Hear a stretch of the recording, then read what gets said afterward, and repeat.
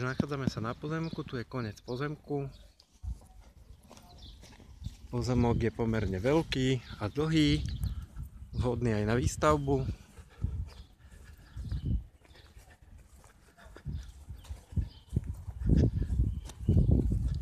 Prechádzame pozemkom,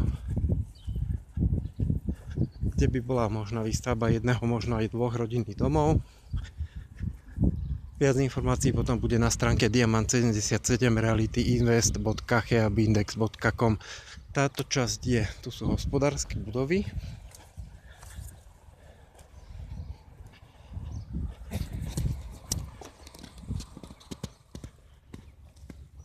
Čiže tu ideme okolo hospodárskych budov.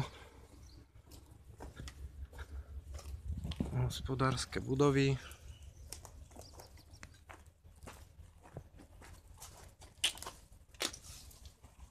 A tu je vlastne dvor. Tu je jedna časť domu, ktorá je obytná, alebo dala by sa opraviť, a tá druhá nie. Tá už by bola vhodná na zbúranie. Čiže tu vlastne máme jednotlivé izby, tu je kuchyňa. Táto časť bola ešte donedávna obývaná, takže tu by sa dalo. Tu je váňa aj s bojlerom plynovým, prietokovým ohrievačom. Tu je špajza. A tu je izba.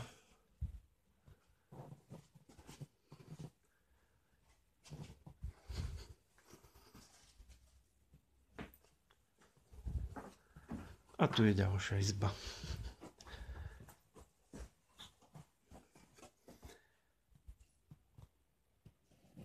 A vjazd na pozemok je možný aj autom.